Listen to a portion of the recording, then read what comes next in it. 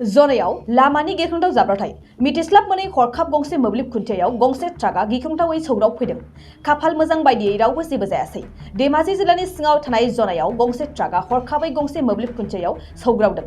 मिथिनो मोननाय बादिब्ला बे ट्राकआ लखिमपुरनिफ्राय अरुणाचल टुटिं सिम इटा दैखांनानै लांगासिनो दंमोन। नाथाय हरखाबै मिथिस्लाब मोनै 515 नं राजालामानि जनाय गोजौ फरायसालिनि लांगोना मोखाङाव थानाय मोब्लिब खुन्थियायावसो सौग्रावो। जाब्रबथाय जानाय ट्राकनि अनजिमाया AS07C6167 फारसेथिं जाथायसालियाव रावबो जेबो जायाखैब्लाबो मोब्लिब खुन्थियाया बायनानै गोग्लैनायाव जनाय ओनसोलाव मोब्लिबनि थाखाय गोबां असुबिदायाव गोग्लैनांनायखौ मिथिहोदों। दुर्घटनाটো এইটোৱে স্প্ৰিংটো ভাঙি পেলাই ষ্টাৰ্টিং কাম নকৰাকে হয় প্লে হৈ গ'ল আৰু কিবা মানুহ হতাহতি হৈছে নেকি? মানুহ হতাহতি একো হোৱা নাই কি কি আছিলে গাড়ীত ইটা আছিলে আৰু ৰড আছিলে 12 বান্ডেলমান। ক'ত লৈ যাব আছিলে? টুটিং নিবলগীয়া আছিলে। ক'ৰ গাড়ী হয়? গাড়ী লখিমপুৰ। গাড়ী নম্বৰ AS07C6167। फोरोंगिरि मावनो गोसो जानाय बिजाथिफोरनि थाखाय गोजोनथाव खौरां।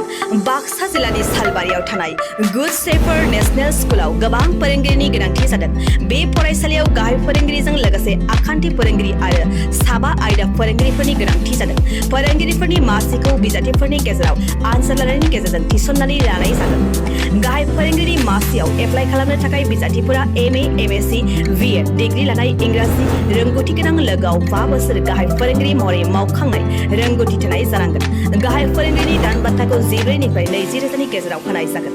बेजों लोगोसे बिगियान फोरोंगिरि, इंराजि आयदानि फोरोंगिरि, बिगियान आयदानि फोरोंगिरि, हिन्दी आयदानि फोरोंगिरि आरो सासे हस्टेल फोरोंगिरिनि गोनांथि। बेफोर आयदा फोरोंगिरिनि थाखाय गोसो गुदुं बिजाथिफोरा एप्लाइ खालामनोब्ला बिगियान फोरोंगिरिनि थाखाय बिजाथिया MSc आरो BEd डिग्री लानाय जाथारनांगोन। बेनि दान बान्थाखौ 10 निफ्राय 15 रोजानि गेजेराव होनाय जागोन। इंराजि आयदानि फोरोंगिरिनि थाखाय बिजाथिया इंराजि आयदायाव MA खालामनाय आरो BEd डिग्री लानाय जाथारनांगोन। बेनि दान बान्थाखौ 10 निफ्राय 15 रोजानि गेजेराव होनाय जागोन। बिगियान आयदानि फोरोंगिरिनि थाखाय बिजाथिया BSc लोगोआव BEd DLED डिग्री जाथारनांगोन। बेनि दान बान्थाखौ 9 निफ्राय 14 रोजानि गेजेराव होनाय जागोन। हिन्दी आयदानि फोरोंगिरिनि थाखाय बिजाथिया हिन्दी आयदायाव MA खालामनाय लोगोआव BEd DLED डिग्री गोनां जाथारनांगोन।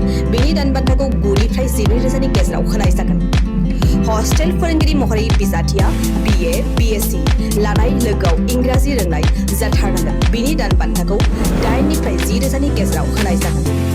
गोसो गुदुं बिजाथिफोरा थाबैनो 7086283946 नम्बराव WhatsAppनि गेजेरजों गावनि बिजाथिनि फोरमानलाइखौ हरनो हागोन। लोगोसे गोबां मिन्थिनो थाखाय 8473002079 जानबुं अनजिमायाव कल खालामनानै खौरां लाहरनो हागोन।